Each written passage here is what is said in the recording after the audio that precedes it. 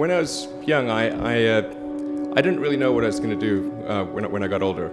People kept asking me, but then eventually I thought that the idea of inventing things would be really cool.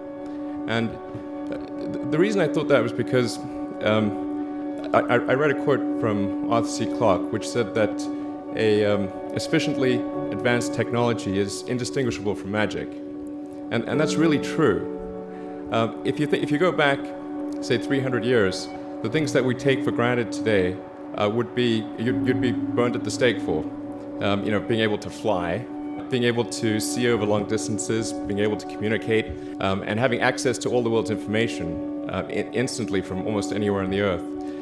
This is stuff that really would be magic, or would be considered magic in times past. In fact, I think it actually goes beyond that, because there are many things that we take for granted today that weren't even imagined in times past. They weren't even in the realm of magic. So it actually goes beyond that. So I thought, well, if I can do some of those things, basically if I can advance technology, then that's like magic, and that would be really cool. And I also had sort of a slight existential crisis, because I was trying to figure out what does it all mean? Like, what's the purpose of things?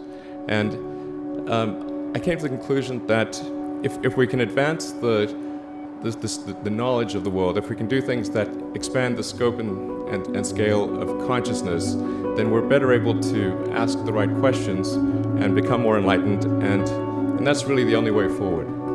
I think about what technology solution is necessary in order to achieve the particular goal, and then try to make as much progress in that direction as possible. I think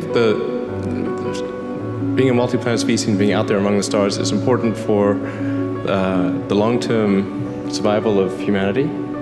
But then the part that I find personally most motivating is that it creates a sense of adventure, and it makes people excited about the future.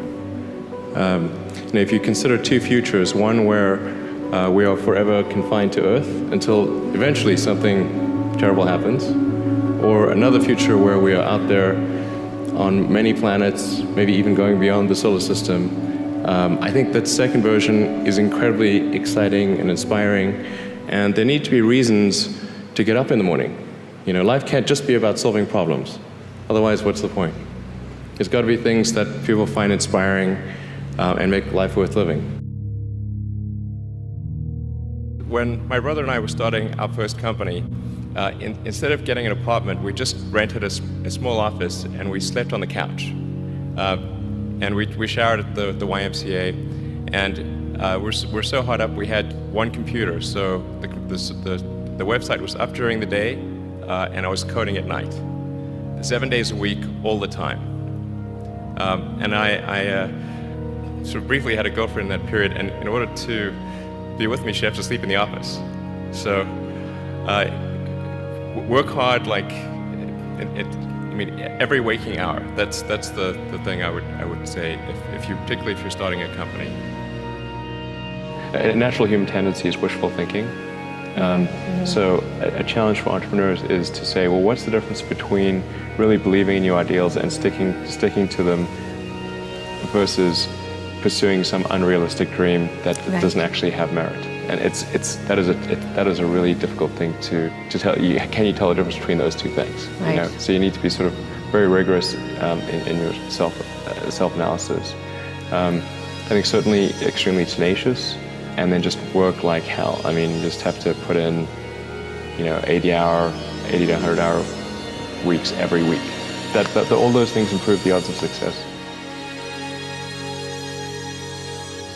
Or how do you think about making a decision when everyone tells you this is a crazy idea? Or where do you get the internal strength to do that?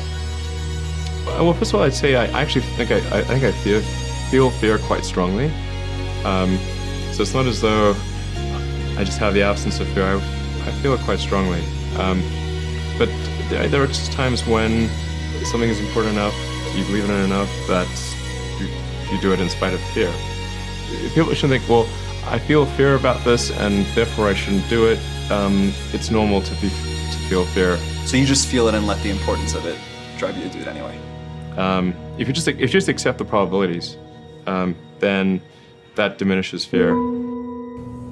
Drive overrides fear. It's about believing in the future and thinking that the future will be better than the past. And I can't think of anything more exciting than going out there and being among the stars.